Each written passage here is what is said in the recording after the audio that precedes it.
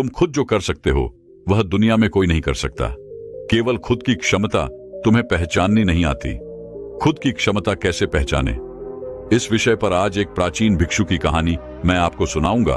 तो चलिए कहानी की शुरुआत करते हैं। दोस्तों, हर व्यक्ति यह बात भली भांति जानता है कि उसे एक ना एक दिन इस दुनिया को छोड़ना ही होगा, इस दुनिया को अलविदा कहना ही होगा। लेकिन उसके बाद भी हर एक व्यक्ति, हर एक इंसान हमेशा यही सोचता है कि अभी तो मैं 70-80 साल जीऊंगा और तब तक तो मुझे मृत्यु नहीं आने वाली, फिर चाहे कुछ भी क्यों ना हो जाए। हम में से अधिकांश लोग इसी सोच के साथ अपना पूरा जीवन जीते हैं, लेकिन इसके पीछे जो वास्तविकता है उस पर आपका ध्यान कभी नहीं जाता। भले ही आप यह मानते हो कि आप कम से कम 70-80 साल जिएंगे ही, लेकिन वास्तविक तौर पर देखा जाए तो हम में से हर एक व्यक्ति, हर एक सांसें जो गिन रहा है, जो ले रहा है, यह खत्म होती जा रही है। और कब यह खत्म हो जाएंगी ये किसी को नहीं पता। कब कौन सी सांस हमारी आखिरी सांस बन जाए ये हम में से कोई नहीं जानता। हम मनुष्य जब से जन्म लेते हैं तब से पल पल मरते ही रहते हैं, लेकिन हम इस बात से बेफिक्र होकर अपने जीवन में मग्न रहते हैं और हम इस चीज की अनुभूति भी कभी नहीं कर पाते। और इसका एकमात्र कारण है हमारी संवेदना। संवेदना के स्तर से हमारा शरीर, हमारा दिमाग बहुत नीचे होता है, और जिस दिन हमारी संवेदना का स्तर ऊपर उठ जाएगा उस दिन हमें इसे एहसास कर पाएंगे और इसकी अनुभूति भी हमें अवश्य होगी कि हम किस तरह से एक एक पल, एक एक दिन मरते जा रहे हैं। दोस्तों, आज की जो कहानी मैं आपको सुनाने वाला हूं, इस कहानी में एक ऐसा प्रश्न है जिसका जवाब आप भी जानना चाहते होंगे। आपके मन में भी यह सवाल अवश्य उठा होगा, लेकिन अब तक आपको इसका जवाब नहीं मिल पाया होगा। बहुत समय पहले की बात है, किसी नगरी में दो जुड़वा भाई रहते थे। दोनों जुड़वा भाई आपस में बहुत प्रेम करते थे। उनके बीच जो संबंध था वो बहुत मजबूत था। दोनों एक दूसरे की कदर करते थे, दोनों एक दूसरे का सम्मान किया करते थे। उनमें से जो बड़ा भाई था वह बहुत ही कामयाब इंसान था, अर्थात उसके पास वह सब कुछ था जो वह चाहता था, धन दौलत वैभव सारी सुख सुविधाएं।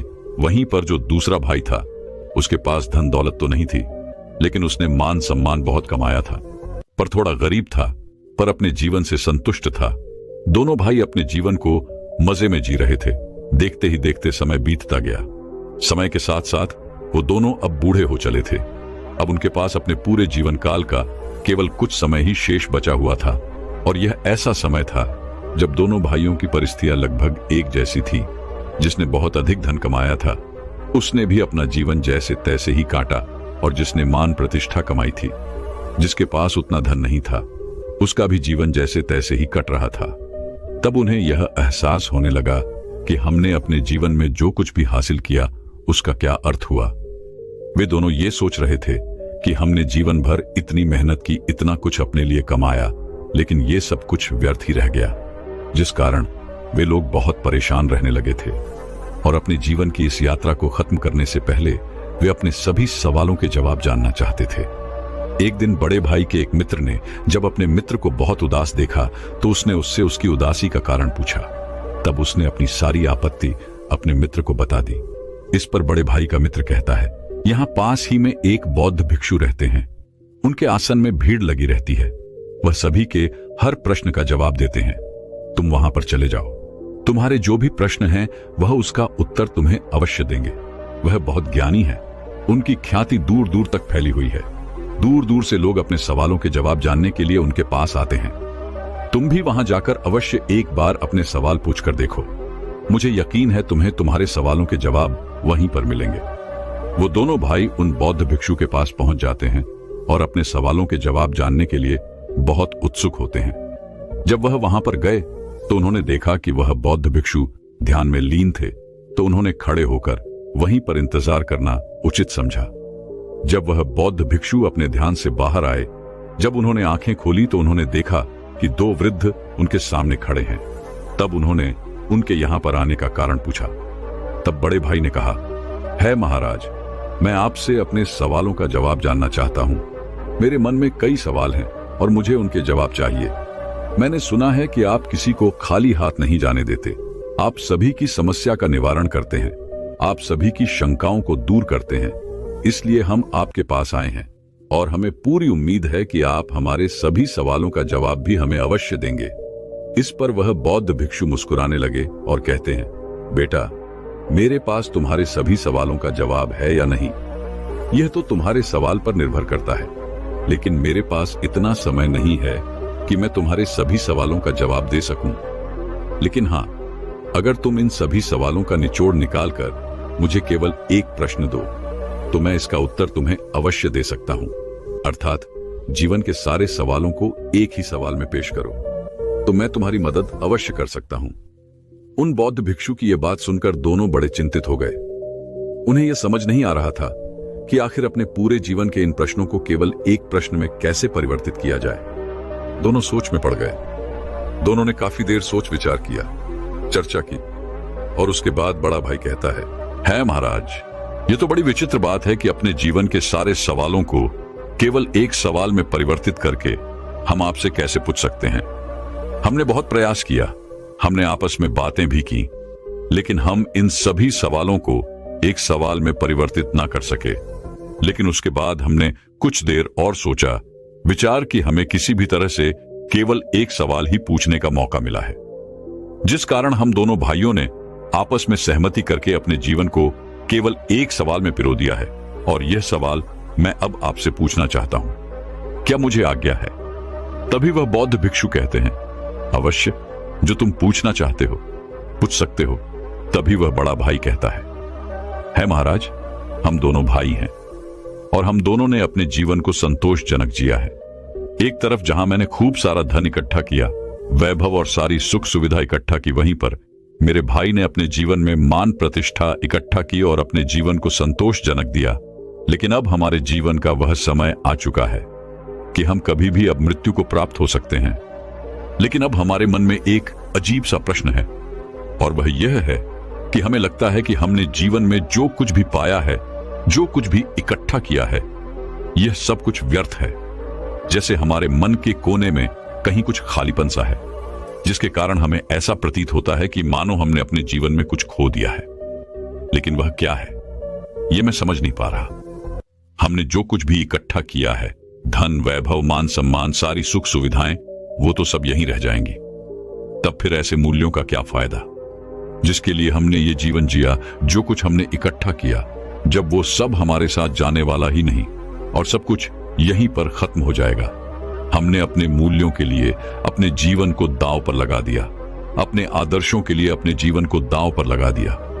हमने बहुत अच्छे अच्छे रिश्ते बनाए, अपने आदर्शों को अपने मूल्यों पर दान कर दिया, यह सोचकर कि हमारे मूल्य, हमारे आदर्श बचे रहें। लेकिन जब हमने पीछे मुड़कर देखा तो हमें यह एहसास हुआ कि जिस मूल्य और जिस आदर्श को हम पीछे छोड़कर यह सोच रहे थे कि वह बचा रहेगा, वह तो एक ताज की तरह हमारे सर पर ही है। तो ऐसे मूल्यों का क्या फायदा जिसे मौत जब चाहे पूरी तरह से नष्ट कर दे, बर्बाद कर दे? क्या हमें अपने जीवन में इतनी मेहनत नहीं करनी चाहिए थी? क्या हमने जो कुछ भी हासिल किया, यह सब व्यर्थ हो गया? और जीवन के जिस दौर पर इस समय हम खड़े हैं, हमें यह एहसास हो रहा है कि हम असली सत्य को पहचान ही नहीं सके। और वह असली सत्य क्या है, यह भी हम नहीं जानते। लेकिन इस सत्य को जाने बिना हम अपने जीवन को छोड़ना नहीं चाहते। जब हम सोचते हैं तो हमारा मन डर के मारे कांप उठता है। हमारे मन में एक अजीब सी पीड़ा उठती है। हम यह नहीं जानते कि वह क्या है और क्यों है, लेकिन हमें तो बस यह जानना है कि आखिर वह सत्य है क्या, आखिर वह खालीपन है क्या। इसीलिए है महाराज, आज हम आपके पास आए हैं कि आप हमारे सवालों का जवाब देंगे। इसीलिए हम दोनों आपके सामने हाथ छोड़ते हैं और अपने इस सवाल का जवाब चाहते हैं। हम पर कृपा करें। हम जानना चाहते हैं कि इंसान की आदर्श, इंसान की मूल्य, इंसान के जीवन जीने का तरीका आखिर कैसा होना चाहिए, ताकि वह अपने बुढ़ापे में सभी सवालों से मुक्त हो सके, जिससे अंतिम समय में उसके मन में कोई दुविधा ना हो, वह खुशी खुशी अपने प्राणों को त्याग सके। प्राण त्यागते वक्त हमारे मन में कोई संकोच ना हो कि हमने अपने जीवन में कुछ छोड़ दिया है। हमें तो बल्कि यह खुशी होनी चाहिए कि हमने जीवन में जो कुछ भी किया वह बहुत अच्छा था। उन दोनों का यह सवाल सुनकर वह बौद्ध भिक्षु एक पल के लिए सोच में पड़ गए। उन्होंने काफी देर सोच विचार कर इसका जवाब देना शुरू किया। बेटा, हम मनुष्य हमेशा अंधकार में जीते हैं। हमें लगता है कि हमारे जीवन का कोई अंत नहीं, हम तो यहां पर सजा के लिए जीने आए हैं। इसलिए हम केवल मौज मस्ती में अपना समय यूं ही व्यर्थ करते रहते हैं, उन चीजों को इकट्ठा करने में अपना समय लगाते हैं जो हमारे किसी काम की नहीं। और जब तक हम मनुष्य के जीवन में कोई बड़ी बीमारी या फिर बुढ़ापा जैसे जीवन के दौर जब तक हमारे सामने नहीं आते, तब तक तो हम अपने आप को आजाद और अमर ही समझते रहते हैं, और हम इस अंधकार में जीते हैं कि हमारी मौत भी कुछ नहीं बिगाड़ सकती। क्या तुम दोनों को कभी यह एहसास हुआ है? क्या तुम्हारे साथ कभी कोई ऐसा पल गुजरा है जब तुमने शायद ही अपने अंदर जाती और बाहर आती सांसों के बारे में ध्यान दिया हो? क्या तुमने तब कभी यह सोचा था? क्या तुम्हें तब कभी यह एहसास हुआ था कि यह तुम्हारी सांसें जो अभी चल रही हैं, या कब आखिरी सांस बन जाए? मुझे यकीन है जब तुम जवान होगे तब तुम्हारे मन में ऐसे कोई सवाल कभी उत्पन्न नहीं हुए होंगे, क्योंकि उन दिनों में हमारा मन केवल वासनाओं में लिप्त रहता है। उसे तो केवल अपनी वासनाओं की पूर्ति करनी अच्छी लगती है। उसे हमेशा बस एक ही चीज की होड़ रहती है, हमें अपने जीवन में कुछ करना है, कुछ पाना है, धन इकट्ठा करना है, मान प्रतिष्ठा वैभव व सारी सुख सुविधाएं, एक अच्छा ओहदा, या फिर हमें एक संतोषजनक जीवन तो जीना ही है। और इसी प्रकार हर एक मनुष्य, हर एक व्यक्ति अपने जीवन के मूल्यों को, अपने आदर्शों को अपने जीवन के हिसाब से निर्धारित करता है। जब तक सब कुछ ठीक होता है तब तक हमारे मन में कभी कोई शंका या कभी कोई प्रश्न नहीं उठता।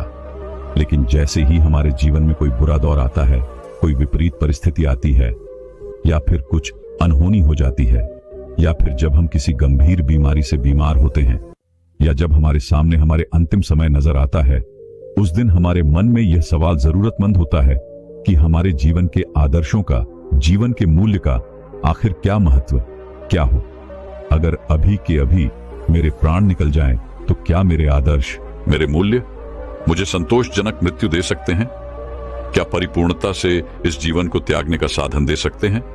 और उस वक्त हमें यह भी एहसास हो जाता है, हमारे जीवन के जो मूल्य हैं, जो आदर्श हैं, ये सभी इस जमाने की देन है जो इस समाज ने हम पर डाला है, और इस पोस्ट के लिए हम अपना पूरा जीवन इसी तरह से व्यतीत कर देते हैं। तुमने देखा होगा कि हम में से अधिकांश लोग अपने जीवन में मान, सम्मान, प्रतिष्ठा और धन इकट्ठा करने में लगे रहते हैं, और इसी प्रकार उनका जीवन यूं ही समाप्त हो जाता है, और उनके जो जीवन के मूल्य हैं, जो जीवन के आदर्श हैं, वो यहीं पर रह जाते हैं। लेकिन यह आदर्श केवल एकमात्र कागज की नाव के समान है, और जब तेज बारिश होती है तो कागज की नाव तहस नहस हो जाती है। जब तक वह इंसान उस कागज की नाव में बैठा होता है और बारिश नहीं हो रही होती, तब तक वह अपने आप को सर्वश्रेष्ठ मानता है, अमर अजर मानता है। वह सोचता है कि मौत भी मेरा कुछ नहीं बिगाड़ सकती। लेकिन जब उसे इस बात का एहसास होता है कि मैंने व्यर्थ की चीजों को इकट्ठा करने में अपना पूरा समय गंवा दिया, अपना पूरा जीवन व्यर्थ कर दिया, तब तक बहुत देर हो जाती है। तब उसे यह भी एहसास हो जाता है कि जिन आदर्शों के, जिन मूल्यों के पीछे मैं भाग रहा था, वह तो एक कंकड़ पत्थर की भांति है। और आखिरी समय में उसे यह भी एहसास हो जाता है कि उसने अपने जीवन में कुछ भी हासिल नहीं किया, लेकिन तब तक समय बीत चुका होता है, और हम मनुष्य के हाथों में उस समय कोई समय नहीं बचा होता, क्योंकि मृत्यु दरवाजे पर दस्तक दे रही होती है। और यही विचार इंसान के मन में पीड़ा उत्पन्न करता है, और तब उस व्यक्ति के मन में एक असंतोष की भावना उत्पन्न होती है। उसे लगता है कि उसने अपने जीवन में कुछ भी नहीं किया, जिस कारण उसके मन में एक अधूरापन सा रह जाता है, एक खालीपन सा, जिसके कारण मनुष्य कभी भी वही पूर्णता से मृत्यु को प्राप्त नहीं कर पाता। वह खुशी खुशी मृत्यु को गले नहीं लगा पाता। लेकिन असली सवाल तो यह है कि क्या सचमुच मौत को खुशी खुशी गले लगाया जा सकता है? यह वास्तविक तौर पर परिपूर्णता के साथ, संतोष के साथ मृत्यु को प्राप्त किया जा सकता है?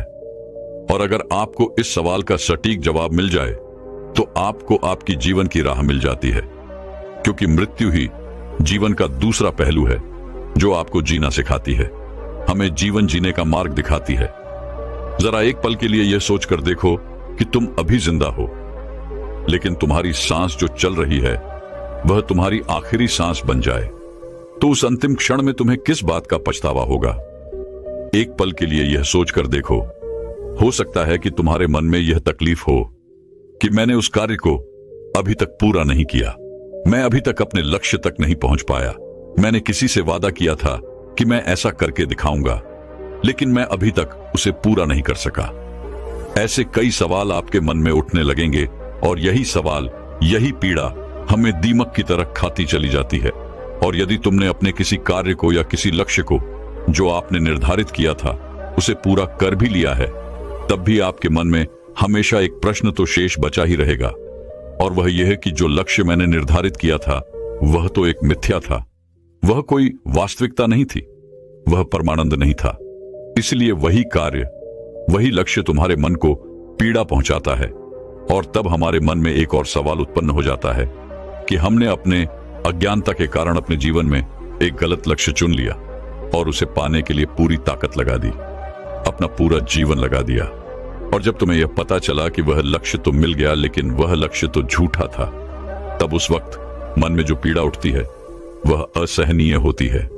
एक बार के लिए यह भी सोचकर देखो कि तुमने अपने जीवन में कोई लक्ष्य निर्धारित किया था और उस लक्ष्य के लिए तुम उस मार्ग पर चलते चले जा रहे हो, चलते चले जा रहे हो, और तभी तुम्हें यह पता चलता है जिस लक्ष्य का तुम पीछा कर रहे थे, जिस लक्ष्य को तुम पाना चाहते थे, वो लक्ष्य तो दूसरे दिशा में रह गया।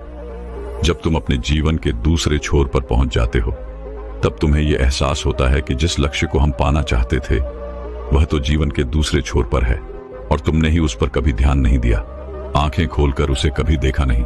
तुम तो बस इस अंधकार में थे कि मुझे तो अपना लक्ष्य पाना है, इसलिए अपनी आंखें बंद करके तुम अपनी दिशा में बढ़ते चले गए, यह सोचकर कि शायद जहां पर यह रास्ता खत्म होगा वहां मुझे मेरा लक्ष्य अवश्य मिल जाएगा। लेकिन आप ये भूल गए, ये तो जीवन है और जीवन तो हर कोई जीता है, यहां तक कि जानवर भी जीते हैं। खाना पीना तो जानवर भी खाते हैं। एक जानवर भी मेहनत करता है, अपने परिवार का पालन पोषण करता है और वह भी अपनी प्रतिष्ठा कायम रखता है। लेकिन अब सबसे बड़ा सवाल यहां पर यह भी है कि एक जानवर और एक इंसान के लक्ष्य में क्या फर्क होता है। जानवर का लक्ष्य सीमित होता है, उसे तो बस इतना ही चाहिए कि वह जो पेट भर के खाना मिल जाए और मैं आराम से अपने जीवन को जी सकूं। इसके अलावा उसे अपना परिवार बसाना अच्छा लगता है और यही उसके जीवन का लक्ष्य होता है। वहीं पर एक इंसान यह सोचता है कि वह धन संपदा इकट्ठी कर ले, मान सम्मान प्रतिष्ठा, एक अच्छा घर, इससे ज्यादा और कुछ नहीं। यही उनका एकमात्र लक्ष्य होता है। और अगर इससे ज्यादा कुछ और करना है तो समाज में मान प्रतिष्ठा भी बढ़ा लूं, जिससे मेरा जीवन वही पूर्ण हो जाएगा। लेकिन क्या आपने एक जानवर और एक इंसान के बीच के लक्ष्य की समानता देखी? दोनों का लक्ष्य लगभग एक जैसा ही होता है। उन्हें भी मेहनत करके अपने परिवार का पालन पोषण करना है, पेट भर के खाना खाना है, और इधर हर एक व्यक्ति को मान सम्मान प्रतिष्ठा, अपना परिवार और धन इकट्ठा करना है। तो जब दोनों के लक्ष्य लगभग एक जैसे ही है और दोनों का जीवन लगभग एक जैसा ही है, तो फिर हम इंसानों को यह अहंकार क्यों है कि हम एक इंसान हैं? हम क्यों भला अपने आप को उन जानवर से ऊपर समझते हैं? आखिर वही जीवन हम भी जी रहे हैं और वह जानवर भी जी रहे हैं, तो फिर दोनों में फर्क क्या है? तो यहां पर इसका जवाब भी बड़ा सीधा और सरल है। एक इंसान के पास उसकी चेतना होती है, जिसकी चेतना ऊपर उठ चुकी होती है। उसे इस बात का भली भांति एहसास होता है कि एक इंसान के पास चेतना का फर्क है। जानवरों में चेतना नहीं होती, लेकिन दूसरी तरफ इंसानों की चेतना ऊपर होती है। और इसी चेतना का इस्तेमाल करके यदि आप चाहें तो परमात्मा को भी हासिल कर सकते हैं। लेकिन हां, मनुष्य तो केवल इस समाज के हिसाब से चलते हैं।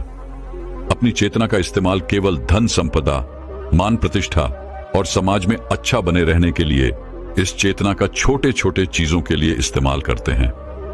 किंतु यदि हम चाहें तो अपनी इस चेतना का इस्तेमाल करके हम जीवन को परमानंद की तरफ ले जा सकते हैं, जिससे हमें जीवन का आनंद भी आएगा, उस परमात्मा का ज्ञान पा सकते हैं। लेकिन यह चेतना हम समय के साथ धीरे धीरे बर्बाद कर देते हैं। हमें इसका कोई एहसास नहीं रह जाता। इसलिए जब जीवन का अंतिम समय आता है तो हमारे मन में एक पीड़ा उठती है, हमारे मन में एक तकलीफ रहती है, और वही हमें यह एहसास भी कराती है कि जो कुछ भी हमने अपने जीवन में हासिल किया है सब कुछ कंकड़ पत्थर के समान है। और यही कारण है कि जब हमारा अंतिम समय आता है तो हमारे भीतर कई तरह के सवाल होते हैं और हमें कई तरह की तकलीफें भी उत्पन्न होती हैं, जिस कारण एक मनुष्य परिपूर्णता के साथ कभी मृत्यु को प्राप्त नहीं कर पाता। और तब समाज के वो सारे मूल्य, सारे आदर्श हम पर बोझ बनकर रह जाते हैं। उनका हम पालन तो करते हैं, लेकिन अधूरे चित्त के साथ, क्योंकि वह तुम्हारी खोज नहीं है। यह तो समाज की खोज है, और इस समाज ने यह बोझ तुम पर डाला है। लेकिन जब हम अपनी चेतना का इस्तेमाल करते हैं, तो हमें यह अच्छी तरह से समझ में आ जाता है कि जिस आदर्श, जिस मूल्यों के लिए हम जी रहे हैं, उसे हम अच्छी तरह से समझ पाते हैं, उसे अच्छी तरह से पहचान पाते हैं, और उस दिन यह आदर्श, यह जीवन के मूल्य हम पर बोझ नहीं बन पाते, बल्कि यह हमारे जीवन के लिए एक दिशा का काम करते हैं, हमें एक रास्ता प्रदान करते हैं। इसलिए हर इंसान के जीवन में एक लक्ष्य तो होना ही चाहिए कि वह अपने जीवन में चेतना स्तर को ऊपर उठा सके, जीवन के अपने हर एक पल, हर एक क्षण को चेतना के भाव से जी सके, अच्छी तरह से समझ सके, उसे पहचान सके।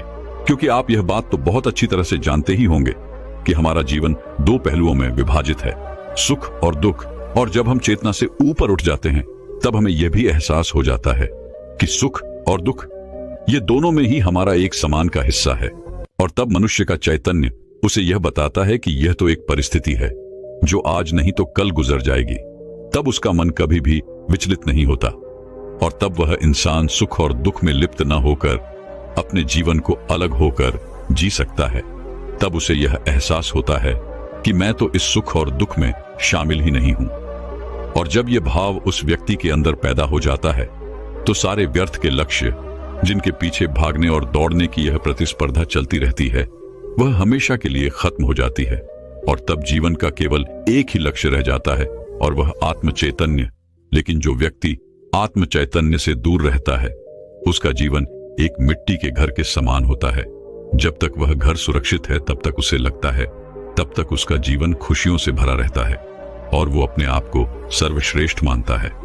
लेकिन जैसे ही कोई आंधी या तूफान उस घर को तोड़ देता है, तब उसे यह यकीन हो जाता है कि मेरा तो यह मिट्टी का घर था जो टूट गया, और मैं व्यर्थ ही इस मिट्टी के घर के अंदर अपने आप को सुरक्षित और अपने आप को सर्वश्रेष्ठ मानता था।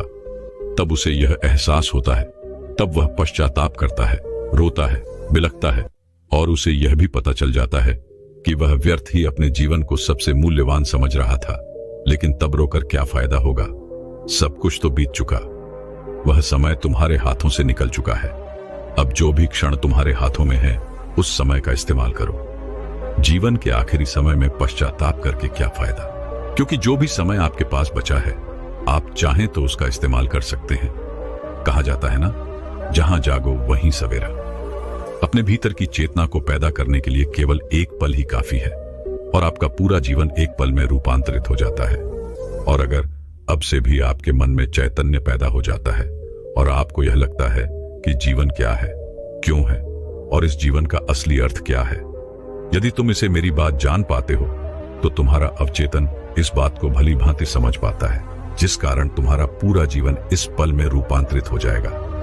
और तुम्हारा जितना भी बचा हुआ जीवन है, उसे जीने पर तुम्हें पश्चाताप भी नहीं होगा। तुम अपने जीवन को जागरूक होकर जियोगे, पूरे होश में जियोगे। इसलिए अपने जीवन को इस तरह से जियो जैसे वह आपका आखिरी दिन हो।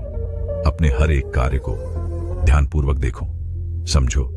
आपके अंदर उठने वाले विचार, आपके अंदर उठने वाली भावनाएं, उन चीजों को ध्यान से देखो, समझो, जिससे आपके जीवन की एक नई शुरुआत होगी। एक ऐसा व्यक्ति जिसका चैतन्य जाग उठा हो, और ऐसे व्यक्ति के लिए हर एक दिन अनोखा होता है, खास होता है।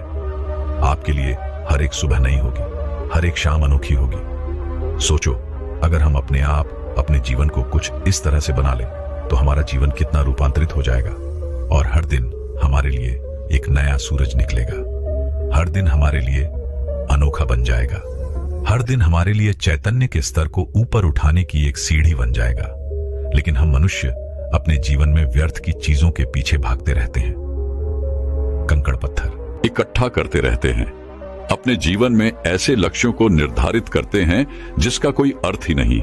हम व्यर्थ की धन संपदा, मान प्रतिष्ठा के पीछे भागते रहते हैं, जो एक ना एक दिन मिट्टी में मिल ही जाएगा, और तब हमें अपना जीवन व्यर्थ लगने लगता है। लेकिन यदि आपका मन चैतन्य से भर जाए, तो आप हर चीजों का लाभ उठा सकते हैं। आप हर पल को भरपूर जी सकते हैं, हर एक क्षण आपकी मुट्ठी में होगा। लेकिन यदि आपका मन चैतन्य से भरा नहीं होगा, तो आप उस पल मौजूद ही नहीं होंगे, तो भला आप उस पल को कैसे जिएंगे? उस पल क्या घट रहा है यह आपको पता तक नहीं होगा, और जब वह घटना होकर गुजर जाएगी तब आपको एहसास होगा, तब आप अपनी परिस्थिति को दोष देंगे। मैंने तो अपने जीवन में अच्छे लक्ष्य, अच्छे आदर्श, अच्छे मूल्य निर्धारित किए थे, लेकिन आप यह भूल जाते हैं कि केवल लक्ष्य को निर्धारित करने से आप अच्छा जीवन नहीं जी सकते, अपने जीवन को आनंदमय नहीं बना सकते, और तो और आप अपने जीवन को जीना नहीं सीख सकते। यही तो परम सत्य है, और यही हमारे मन का आखिरी सवाल, अर्थात बुढ़ापे का आखिरी सवाल। इसका जवाब तो उन दोनों को मिल गया, लेकिन क्या आपको मिला? दोस्तों, अगर आप अभी भी अपने जीवन को चैतन्य होकर, जागरूक होकर जीना सीख जाते हैं तो आप अपने जीवन को परम आनंद की ओर ले जा सकते हैं। आप अपने जीवन के हर पल का, हर क्षण का आनंद उठा सकते हैं। लेकिन अभी भी अगर आप अपने जीवन में चैतन्य को प्राप्त नहीं करते तो इस जीवन के अंतिम समय में आपको भी केवल पश्चाताप ही होगा। तब उस समय आप केवल इस सोच पर रह जाएंगे कि मैंने तो अपना इतना समय केवल सोते सोते गुजार दिया, मैंने अपना इतना समय केवल इधर उधर की बातों में लगा दिया। इसी प्रकार के कई सवाल आपके मन में उठने लगेंगे, और तब आपके हाथ केवल पश्चाताप ही रहेगा, क्योंकि आपका वह समय तो बीत चुका है और अब आप उस समय को वापस नहीं पा सकते। जब समय आपके हाथों से निकल चुका होगा तब आपको उसकी असली अहम समझ आएगी, और तब आप केवल यह सोच रहे होंगे कि अब तो केवल मेरे पास कुछ ही क्षण बचे हैं। तब आप केवल रोते बिलखते रह जाएंगे, लेकिन आपके हाथ कुछ नहीं आने वाला। इसलिए दोस्तों, आज से और अभी से अपने जीवन को जागरूक होकर जीना सीखें। हर पल, हर क्षण को खुशी से जिए। ऐसे जिए मान लो कि यह समय आपका आखिरी समय है, यह दिन आपका आखिरी दिन है, यह पल आपका आखिरी पल है, जिससे आपके लिए हर एक पल नया होगा, खास होगा और आप ही का होगा। तो दर्शकों, चलिए अब अगली आत्मविश्वास कैसे बढ़ाए इस विषय पर एक प्रसिद्ध कहानी की शुरुआत करते हैं। दोस्तों, महात्मा बुद्ध कहते हैं कि मानव शरीर स्वास्थ्य का रहस्य है, इसीलिए अतीत पर शोक मत करो, भविष्य की चिंता मत करो।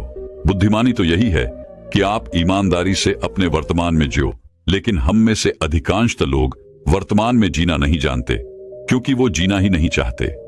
उन्हें तो अपने बीते हुए कल की चिंता करनी है, आने वाले भविष्य की चिंता करनी है। और यदि आप वर्तमान में जी सकते हैं तो कोशिश करके देख लो, आपका मन और आपका शरीर पूरी तरह से स्वस्थ हो जाएगा। एक बार जब आप वर्तमान में जीने लगते हैं तो ना ही आपको अतीत के बीतने का कोई दुख होता है और ना ही आने वाले भविष्य की कोई चिंता रह जाती है, बल्कि वर्तमान में चलने वाली आपकी सांसें भी आपको वह सुख देंगी जो आज से पहले आपने कभी भी महसूस तक नहीं की होंगी। दोस्तों, आज की यह कहानी हमें कुछ ऐसा ज्ञान देने वाली है जिसे पूरा सुन लेने के बाद आप अपने भूतकाल और अपने भविष्य काल को कहीं पीछे छोड़कर वर्तमान में जीना सीख जाएंगे। तो ये कहानी शुरू होती है एक व्यक्ति से। वह व्यक्ति बहुत दुखी था, बहुत परेशान था। वह एक पहाड़ की चट्टान पर बैठकर रो रहा था, बिलख रहा था। तभी वहां से एक बौद्ध भिक्षु गुजर रहे थे। उसे रोता देख वह बौद्ध भिक्षु उस व्यक्ति के पास गए और उससे कहने लगे, क्या तुम यहां से कूदकर अपनी जान लेने की सोच रहे हो? वह व्यक्ति कहता है, आपने बिल्कुल ठीक कहा, लेकिन आपको इससे क्या फर्क पड़ता है? मेरा जीवन है, मैं इसके साथ जो चाहूं वह करूं। तभी वह बौद्ध भिक्षु उस व्यक्ति से कहते हैं, तो अभी तक बैठकर रो क्यों रहे हो? तो अगर तुम्हें यह करना ही है तो यहां पर बैठकर रोने से क्या फायदा? इस बात को सुनकर वह व्यक्ति थोड़ा सा क्रोधित हो जाता है और उन बौद्ध भिक्षु से कहता है, देखिए महाराज, यहां पर जो भी करने आया हूं वह तो मैं करूंगा ही, लेकिन आपको इसमें दखल अंदाजी करने की कोई जरूरत नहीं। इतना कहते ही वो व्यक्ति कूट कूट कर रोने लगता है। तभी वो बौद्ध भिक्षु उससे कहते हैं, अच्छा ये बताओ, क्या तुम सब कुछ छोड़ आए हो या फिर अपने साथ कुछ लाए हो? तभी वह व्यक्ति उन बौद्ध भिक्षु के इस सवाल का जवाब देते हुए कहता है, हे गुरुवर, मैं सब कुछ छोड़ आया हूं, मेरे पास अब कुछ नहीं, न मेरे पास खोने के लिए कुछ है, तो फिर भला मैं जीकर क्या करूंगा? यह सुन वह बौद्ध भिक्षु उस व्यक्ति से कहते हैं, यदि ऐसा है तो तुम अपने सर पर यह बोझ लिए क्यों ढो रहे हो? बौद्ध भिक्षु की इस बात को सुनकर वह व्यक्ति थोड़ा सा आश्चर्यचकित हो जाता है और उन बौद्ध भिक्षु से कहता है, हे गुरुवर, मैं कौन सा बोझ लेकर ढो रहा हूं? मेरे हाथ खाली है और मेरे पास कुछ भी नहीं है। तभी वो बौद्ध भिक्षु कहते हैं, तुम्हारी सांसें भी ठीक से नहीं चल रही, तो यहां पर आए तो हो, इस दुनिया को छोड़ने और टूटकर रोए भी जा रहे हैं। एक खाली इंसान कभी भी ऐसा नहीं करता। जो कंगाल हो चुका हो, जिसके पास और कुछ ना बचा हो, वो भला क्यों रोएगा? यह सुन वह व्यक्ति और भी क्रोधित हो जाता है और उन बौद्ध भिक्षु से कहता है, आपको इससे क्या मतलब? तभी वह बौद्ध भिक्षु उस व्यक्ति से कहते हैं, क्या तुमने कभी अपने अंतर की ओर झांकने की कोशिश की है? तुमने कितना बोझ उठाया हुआ है? तुम कितना कुछ बोझ लेकर अपने इन दोनों कंधों पर ढो रहे हो? इन सभी बोझों को कब तक ढोओगे? इन बोझों को यहीं पर उतार दो और थोड़ा सा हल्का हो जाओ। कब तक इन बोझों के तले दबे रहोगे? जैसे ही उस व्यक्ति ने उन बौद्ध भिक्षु के मुख से ये सारी बातें सुनी, वह तुरंत ही उनके चरणों में गिर पड़ा और उनसे हाथ जोड़कर कहने लगा, हे गुरु, अभी तक मुझे कोई समझ नहीं पाया। यहां से कई लोग आए और गुजर गए, लेकिन किसी ने भी मुझसे ये सब नहीं कहा। आपने तो मेरे मन की बात पढ़ ली, यहां तक कि मेरे घर वाले तक मुझे नहीं समझ पाए, लेकिन आपने एक बार में ही मुझे पूरी तरह से पढ़ लिया। आगे वो व्यक्ति उन बौद्ध भिक्षुओं से कहता है, क्या आप मेरी इस समस्या का समाधान कर सकते हैं? वो बौद्ध भिक्षु कहते हैं, कहां है समस्या? वह व्यक्ति कहता है कि मेरे घर पर है, आप मेरे साथ चलिए। वह बहुत ही शुभ उस व्यक्ति से कहते हैं, नहीं, समस्या तुम्हारे घर पर नहीं है। वह व्यक्ति कहता है, नहीं नहीं गुरु है, समस्या मेरे घर पर ही है, आप एक बार मेरे साथ चलकर तो देखिए। वह बौद्ध भिक्षु उस व्यक्ति को समझाते हुए कहते हैं, समस्या तुम्हारे घर पर नहीं बल्कि तुम्हारे भीतर है। क्या तुमने कभी अपने भीतर जागने की कोशिश की है? सारी समस्याएं तुम्हारे भीतर हैं। जब तक तुम उनका समाधान नहीं करोगे, तब तक तुम्हें हर जगह हर समय केवल समस्या ही नजर आएंगी। और यदि समस्या घर पर है, तो तुम इस पहाड़ की चोटी पर क्या कर रहे हो? तुम तो कह रहे थे कि तुमने पीछे सब कुछ छोड़ दिया है, अपना घर, अपना परिवार, अपने सगी संबंधी, और यदि तुमने ये सारी चीजें छोड़ ही दी हैं, तो तुम्हारी समस्या भी वहीं पर छूट गई। फिर तुम भला इतने परेशान क्यों हो? उन बौद्ध भिक्षु के मुख से ये सारी बातें सुनकर वह व्यक्ति कहता है, हे गुरुवर, आप सही कहते हैं, मैं आपकी बातों को समझ पा रहा हूं। कमी तो मेरे अंदर है, मैं किसी काम का नहीं हूं। मैं जब भी कोई काम करने जाता हूं तो सब बिगाड़ देता हूं। मेरे हाथों सारे काम बिगड़ जाते हैं। मैंने आज तक कोई काम ढंग का नहीं किया, मेरी तो किस्मत ही खराब है। उस व्यक्ति के मुख से ये सारी बातें सुनकर बौद्ध भिक्षु मुस्कुराने लगे और उस व्यक्ति से कहा, अच्छा, तुम्हें लगता है कि तुम्हारी किस्मत खराब है, तो मुझे यह बताओ कि क्या खराबी? तुम उसके व्यापार को देखकर सच में दुखी रहते थे। वह व्यक्ति कहता है, हां, इतना अच्छा उसने व्यापार खड़ा किया है और मेरा व्यापार चौपट हो गया, तो यह देखकर मुझे तो दुख होगा ही, मुझे तो जलन होगी ही। तभी वह बौद्ध भिक्षु उस व्यक्ति से कहते हैं, तुम्हें दुख किस बात का था? अपनी असफलता का या फिर अपने दोस्त की सफलता का? तभी वह व्यक्ति उन बौद्ध भिक्षु से कहता है, अपने असफल होने पर मुझे इतना पछतावा नहीं था, लेकिन वह इतना सफल हो चुका था कि उसे देखकर मेरे मन में ईर्ष्या होती थी, जलन की भावना उत्पन्न होती थी, और मैं यह देख देखकर दुखी रहता था, पछताता रहता था, तड़पता रहता था। तभी वह बौद्ध भिक्षु उस व्यक्ति से कहते हैं, इसका अर्थ तो यह हुआ, यदि तुम्हारा मित्र भी असफल हो जाए तो तुम्हें खुशी होगी। तो वह व्यक्ति कहता है, हां हां, मुझे बड़ी खुशी होगी अगर वह असफल हो जाए, उसका व्यापार चौपट हो जाए।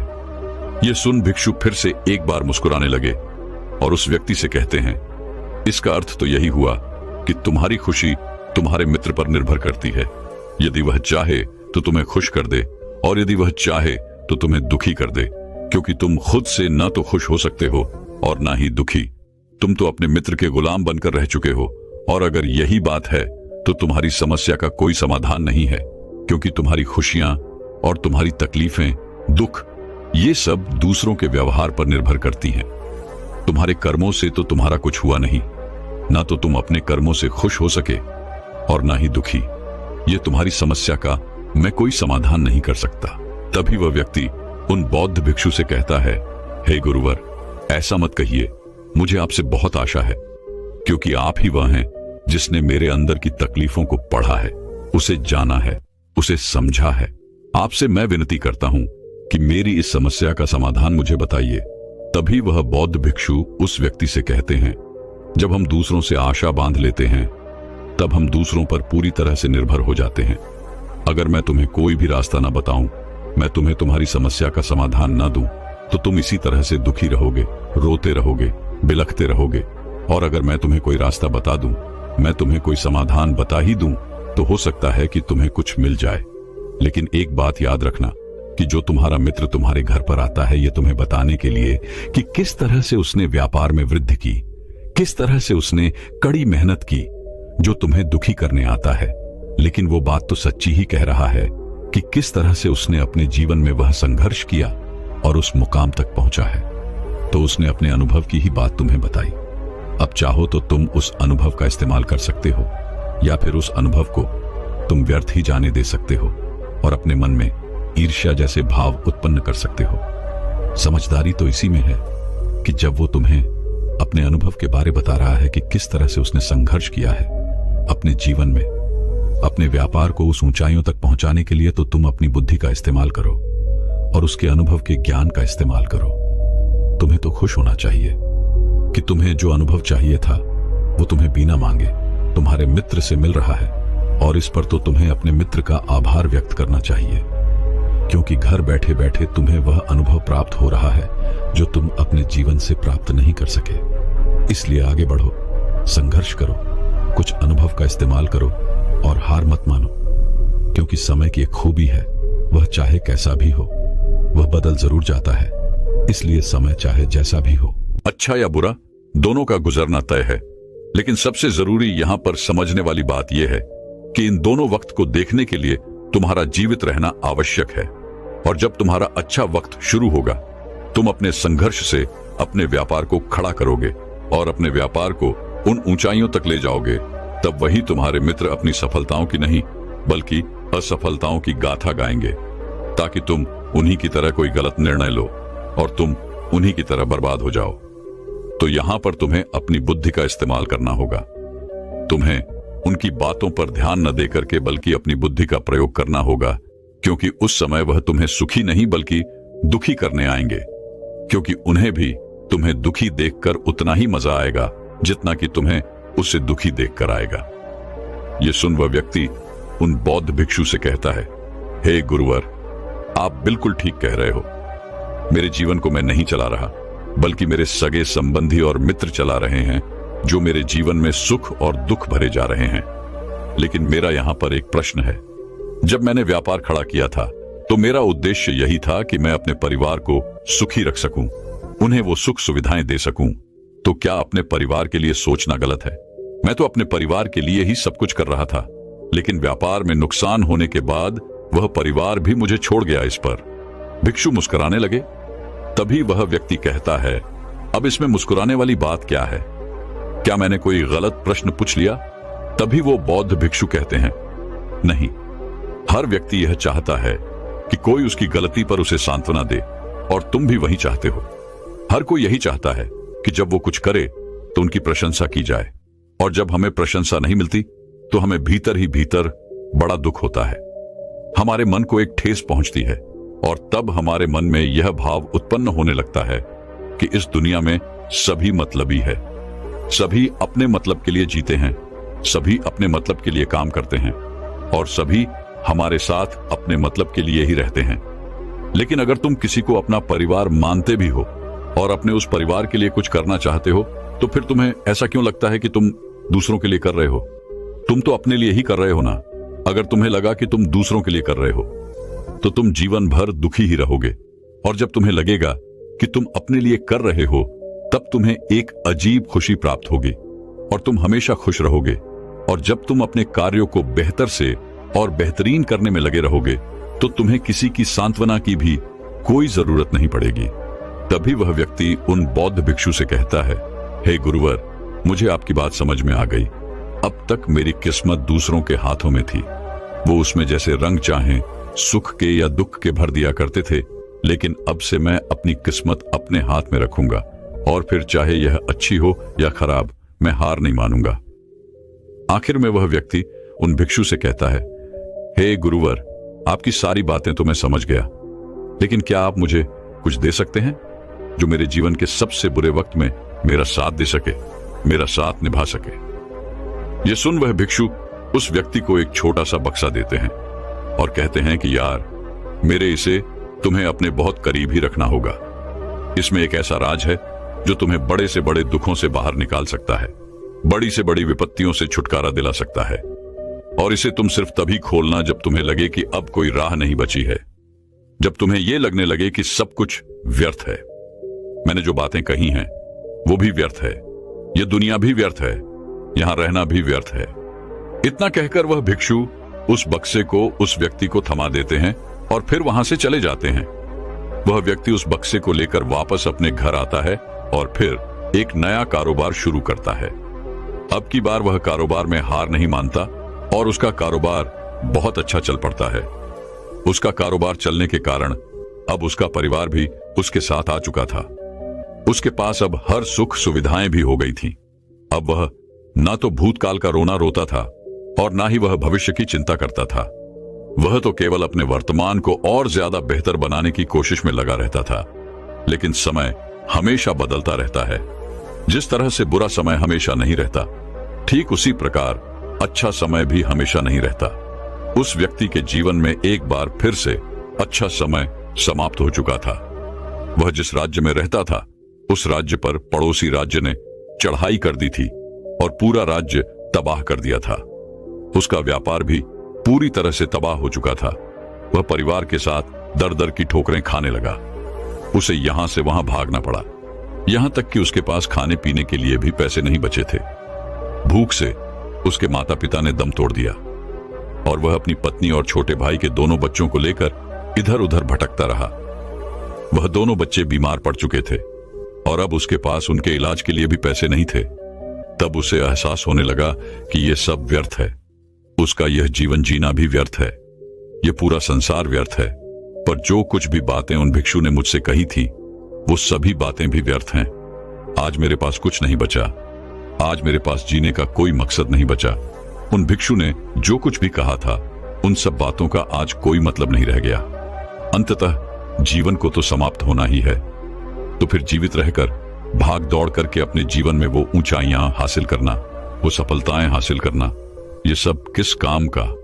मेरा जीना भी अब मुझे व्यर्थ ही लग रहा है। अगर मैंने उसी समय हिम्मत करके इस जीवन को और अपने शरीर को त्याग दिया होता तो शायद